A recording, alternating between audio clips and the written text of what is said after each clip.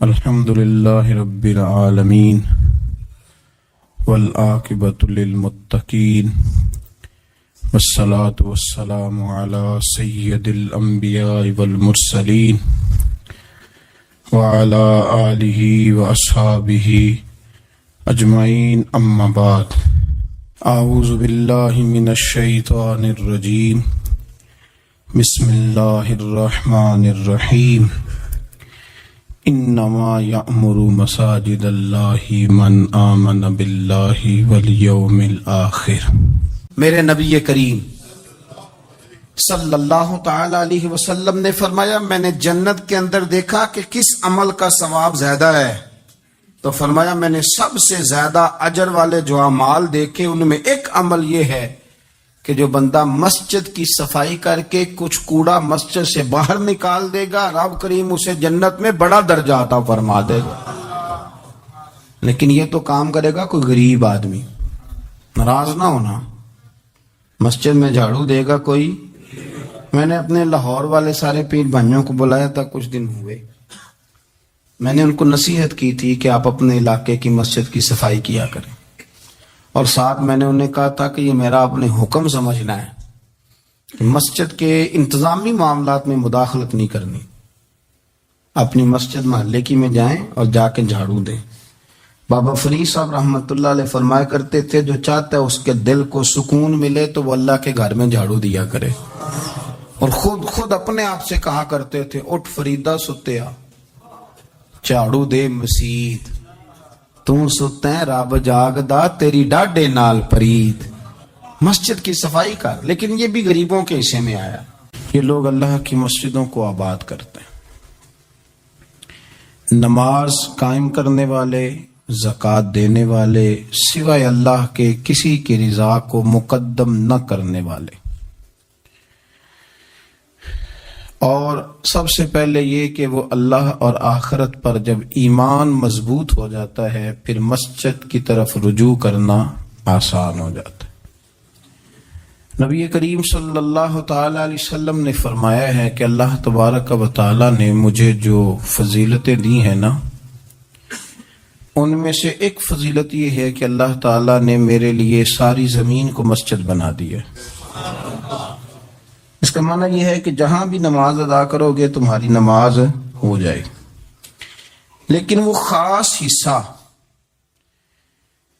وہ خاص جگہ جو نماز کے لیے وقف کر دی جاتی ہے اس کو مسجد کہا جاتا ہے۔ مسجد کا لغوی معنی تو سجدہ گاہ کے، لیکن وہ خاص باؤنڈری جس کو مختص کر دیا جاتا ہے کہ یہاں نماز پڑھی جائے گی، اس کا نام مسجد ہے۔ مسجد سے پیار کرنا، مسجد کے ساتھ دلچسپی لینا، مسجد کے ساتھ دل لگانا، مسجد کی تزئین و آرائش میں، خدمت میں اپنے آپ کو شامل رکھنا، اور سب سے بڑھ کے یہ کہ مسجد کے ساتھ اپنے دل کو جوڑ کے رکھنا، یہ اہل ایمان کی علامت ہے۔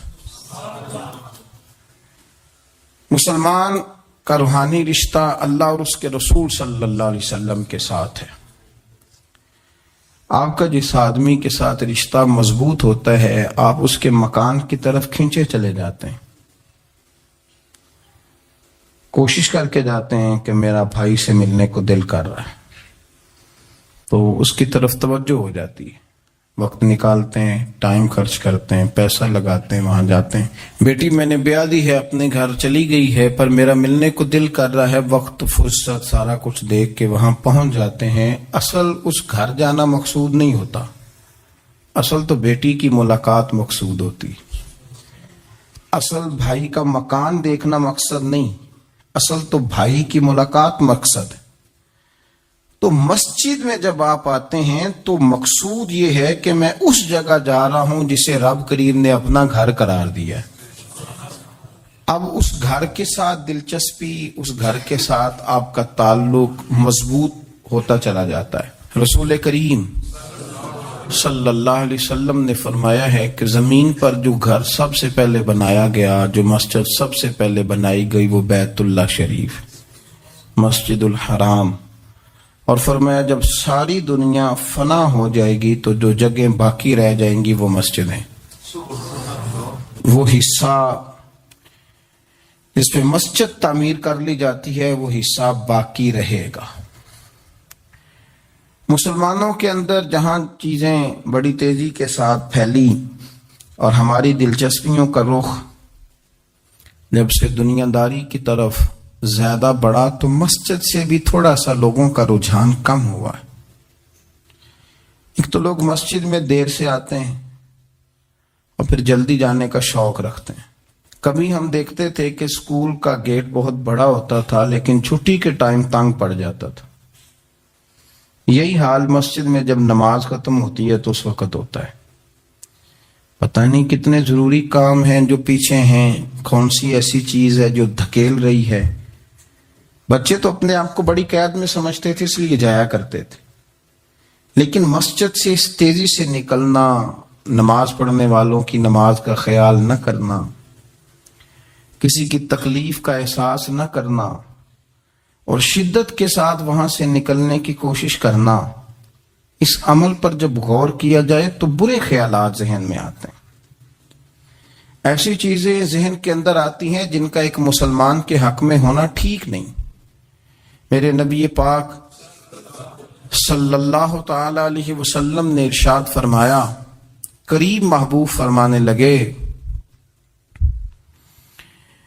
کہ 7 شخص ایسے ہیں کہ قیامت کے دن اللہ کے عرش کے سائے کے علاوہ سایہ نہیں ہوگا، تو رب کریم ان 7 بندوں کو اپنے عرش کا سایہ عطا فرمائے گا۔ وہ 7 لوگ ہیں، ان میں سے نبی پاک صلی اللہ تعالی علیہ وسلم نے ایک شخص وہ بیان کیا کہ جو نماز پڑھ کے مسجد سے نکل تو جاتا ہے پر اس کا دل مسجد کے ساتھ جڑا رہتا ہے، اس کی طبیعت مسجد کے ساتھ لگی رہتی ہے کہ اللہ کے گھر سے ہو کے آیا ہوں، مجھے دوبارہ اللہ کے گھر جانا ہے۔ اس کا دل لگا رہتا ہے، جڑا رہتا ہے، وہ انتظار کرتا ہے کہ دوبارہ کب میں نے مسجد میں جائیں۔ یہ رویہ نہیں اس کا ہونا چاہیے کہ وہ کہے اوہو سردیوں میں تو بس نماز ہی نماز رہ گئی ہے، اعتراض نہ کرتا پھرے، بلکہ وہ اس کا دل جڑا رہے۔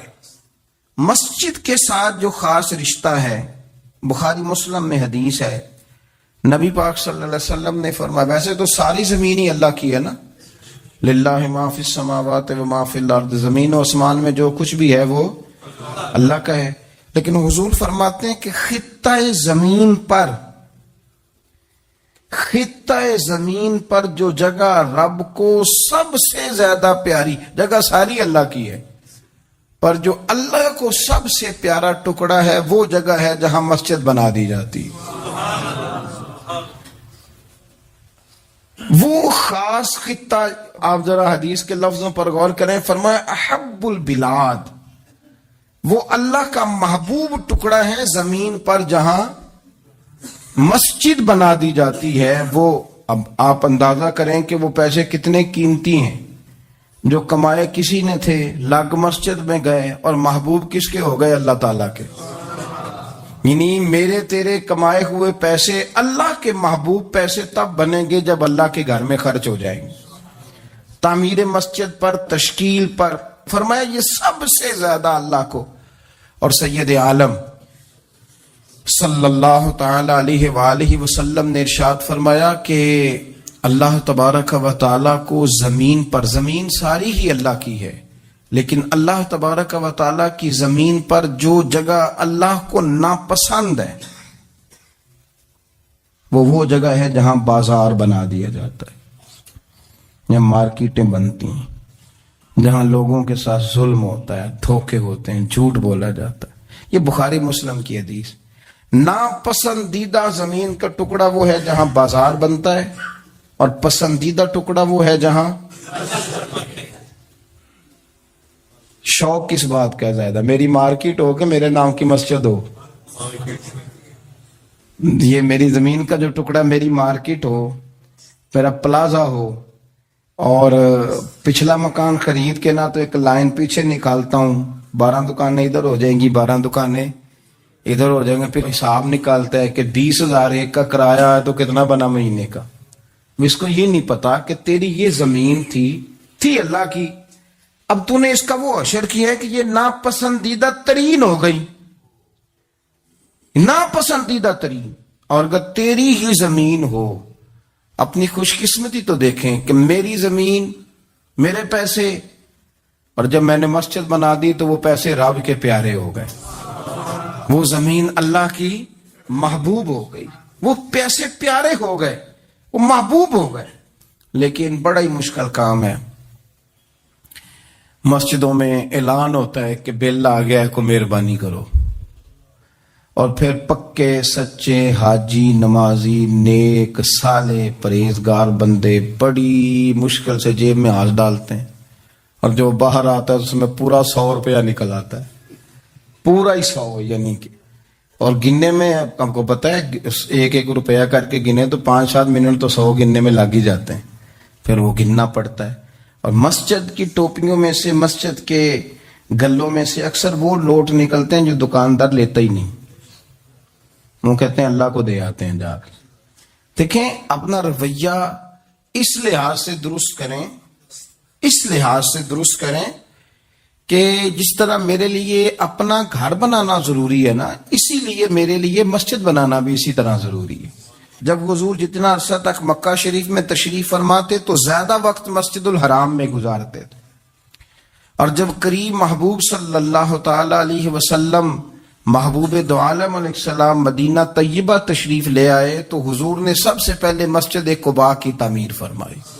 کوئی ایک حجرہ نہیں ابھی بنایا، ابھی یہ طے نہیں کیا کہ میں نے مدینے کے کس حصے میں اپنا مکان بنانا ہے، کہاں رکنا ہے. سب سے پہلے مسجد شریف کی تعمیر فرمائی اور بنفس نفیس فرمائی. وہ مسجد مکمل ہو گئی. سرکار کا قیام تھا جناب ابو ایوب انصاری کے گھر میں. تھوڑے سے فاصلے پر نظر پڑی تو ایک کھلا میدان موجود تھا، 2 یتیم بچوں کی زمین تھی. فرمایا یہ زمین مجھے دے دو، اس میں مسجد بناؤں گا. ان 2 یتیم بچوں نے عرض کی یا رسول اللہ صلی اللہ علیہ وسلم آپ رکھ لیں، مسجد بنا لیں. فرمایا یوں نہیں بھائی، پیسے دیں گے. اسلام یہ نہیں کرتا کہ بندے کی حیثیت سے زیادہ اس پر بوجھ ڈال دیا جائے. وہ یتیم بچے ہیں، ابھی ان کے پاس کوئی ایسے ذرائع نہیں ہے مال کمانے کے، تو فرمایا تمہیں پیسے ملیں گے. اور حضرت ابوبکر صدیق رضی اللہ تعالیٰ عنہ اور حضرت عثمان غنی جیسے مالداروں کے ذمے لگایا گیا کہ انہیں رقم ادا کی جائے. وہ پیسے ان بچوں کو دیے، یہاں مسجد کی تعمیر شروع کی. اب چونکہ مسجد قباء بھی سرکار نے بنائی تھی تو ایسا نہیں فرمایا کہ اس کو چھوڑ دیا جائے، بلکہ صحیح حدیث کے لفظ ہیں کہ نبی کریم علیہ السلام ہر ہفتے یا گھوڑے پر بیٹھتے یا اونٹنی پر بیٹھتے یا پیدل سفر کرتے، اور ہر ہفتے فجر کی نماز پڑھ کے مسجد قباء تشریف لے جاتے. اس مسجد کی آباد کاری میں حضور دلچسپی لیتے، شوق تھا سرکار کو، اس کو آباد کرنے میں دلچسپی لیتے. اور پھر میرے محبوب کریم علیہ السلام نے اس مسجد کے آباد کرنے میں ایک اور فضیلت بیان کی.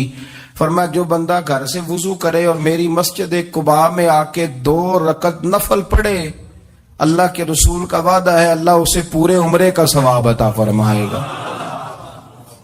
آپ دیکھ لیں مدینہ شریف میں جس طرح مسجد نبوی شریف ہر وقت کھلی رہتی ہے، مسجد قباء بھی ہر وقت کھلی رہتی ہے. ہر وقت وہ مسجد موجود ہے. دن کو جائیں، رات کو جائیں، آپ کو وہاں نماز پڑھنے کے مواقع میسر ہیں. گویا حضور نے بنائی بھی ہے اور میرے نبی نے بسائی بھی ہے، اور وہ پوری طرح بسی ہوئی ہے. وہاں لوگوں کا آنا جانا ہے، وہاں ہر قسم کی خوشبری. یہاں حضور نے مسجد کی بنیاد رکھی، حجرہ کوئی نہیں ابھی بنایا، کسی زوجہ کے لیے رہنے کو کوئی جگہ نہیں بنائی.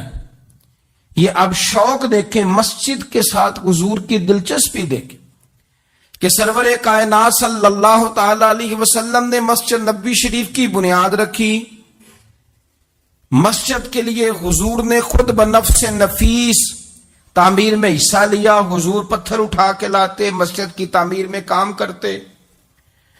حضرت سیدنا ابو ہریرہ رضی اللہ تعالیٰ عنہ فرماتے ہیں ہم ایک اینٹ اٹھا کے لاتے تھے تو حضرت عمار بن یاسر رضی اللہ تعالیٰ عنہ 2 اینٹیں اٹھاتے تھے. تو جب وہ اینٹیں اٹھا کے لا رہے تھے تو ان کے کپڑوں کو کچھ مٹی لگ گئی.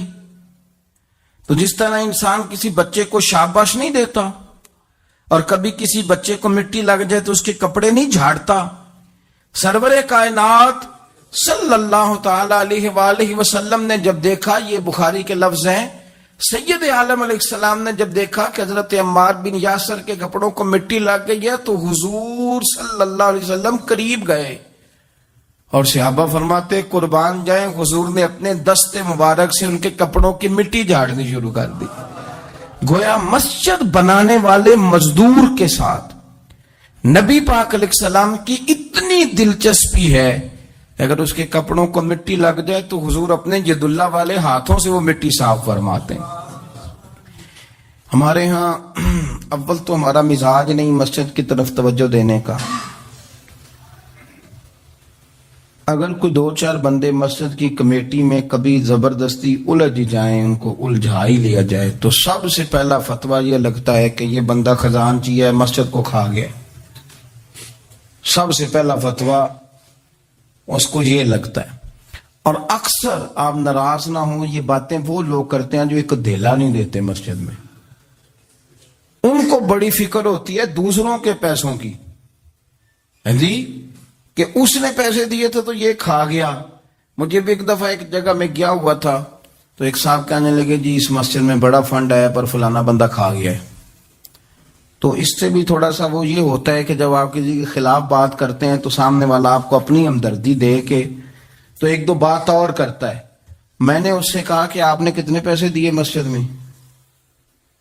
کہنے لگا جی کچھ میں نے بھی دیے۔ میں کہا چل پہلا تیرے تے دعا مانا وہ کولو آ چلیے۔ کہنے جی نہیں وہ تو میں دے چھڑے۔ تو میں کہا پھر جنہ دیتے سن انہاں بھی دے ہی چھڑے کہ تم صاحب لینا ہے کہ اللہ لینا ہے؟ اتنا زیادہ ٹینشن لینے کی کیا ضرورت ہے آپ کو؟ اس بندے نے بھی مرنا ہے، قبر میں جانا ہے۔ میں کیا بھائی تیرے تے دعائیے نہ پیسے جڑے تیرے کھا گئے، تو تے وصول کرنا تو باقیوں کے دیکھے جائیں گے۔ آپ کو یہ توفیق نہیں ہے کہ آپ تھوڑا سا آگے بڑھیں، کام دیکھیں، اخراجات دیکھیں، معاملات دیکھیں کسی بھی مسجد کے۔ آپ تنقید کر رہے ہیں کمیٹی پہ مفت کی، اور اس کا نتیجہ کیا نکلتا ہے؟ مسجدوں میں جھگڑے ہوتے ہیں، فسادات ہوتے ہیں، دنگا ہوتا ہے۔ اور امام صاحب بیچارے انہوں نے بھی تو پھر کو پارٹی رکھنی ہوتی ہے، جینا تو ہے نا دنیا میں، وہ بھی پھر کبھی کبھی دیکھ لیتے ہیں کہ اب پارٹی بھاری کیڑی ہے تو اس کی طرف وہ توجہ کر لیتے ہیں، پھر وہ بھی ایک نیا دنگا شروع ہو جاتا ہے۔ کیونکہ مسجد میں امام اس نے رہنا ہے جس نے بندوں کو راضی رکھنا ہے، اس کی پابندی ہوتی ہے۔ ایک نے کہہ دیا تو کھل کے نماز پڑھا، سویرے ہی تو مزہ ہوتا ہے نماز پڑھن دا، تو دوسرا کہتا ہے قاری صاحب آپ تو فارغ ہیں، ہم نے تو ڈیوٹی بھی کرنی۔ مسجد کی آباد کاری میں آپ حصہ لیں، چیزوں کو دھیڑنے میں آپ کردار نہیں ادا کریں، کیونکہ مسجد اللہ کی رضا کے لیے، اور میرے نبی پاک علیہ السلام نے فرمایا جس نے اللہ کی رضا کے لیے مسجد بنائی اس نے اپنے لیے جنت میں مکان تعمیر کرا لیا ہے۔ شرط یہ ہے کہ اللہ کی رضا کے لیے پارٹی بازی کے طور پر مسجد نہ بنائے، رضا الہی کے لیے مسجد بنائے۔ اس نے اپنے لیے جنت میں مکان بنا لیا ہے۔ مسجد کے ساتھ دلچسپی ہونی چاہیے، مسجد کی صفائی کریں، مسجد کے ساتھ آپ دیکھیں کہ کون سا بلب خراب ہے، اس بلب کو آپ چینج کر دیں۔ آ کے تنقید کر کے چلے جانا کہ فلانا بندہ فلانا کام نہیں کرتا، یہ تو بڑا آسان کام ہے، یہ تو آپ کسی سے بھی کرا لیں، یہ تو لیکچر ساری دنیا دیتی ہے کہ فلانا غلط ہے فلانا غلط ہے۔ چیزوں کو غلط کہنا، بندوں کو غلط کہنا یہ آسان ہے، لیکن غلط چیزوں کو ٹھیک کر لینا یہ مشکل کام ہے۔ یہ والا میرے بھائی فریضہ سر انجام دیں، کوشش کریں کہ مسجد کے آپ قریب آئے۔ حضرت تمیم داری رضی اللہ تعالیٰ عنہ میرے نبی کریم کے صحابی ہیں، انہوں نے سب سے پہلے مسجد میں آ کے چراغ جلایا تھا۔ اتنے راضی ہوئے میرے نبی پاک، اتنے راضی ہوئے، فرمایا تمیم تو نے مسجد میں چراغ نہیں جلایا، تو نے تو اپنی قبر روشن کر لی ہے، اور فرمایا تم نے تو مکمل نور حاصل کر لیا ہے، مکمل۔ اور خاص حضور نے ڈیوٹی لگائی سیدنا بلال حبشی کی، وہ مسجد کا خیال کرتے، مسجد پہ توجہ دیتے، مسجد نبوی میں کون سی چیز کہاں کس انداز میں کرنی، حضرت بلال وہ خدمت سر انجام دیتے۔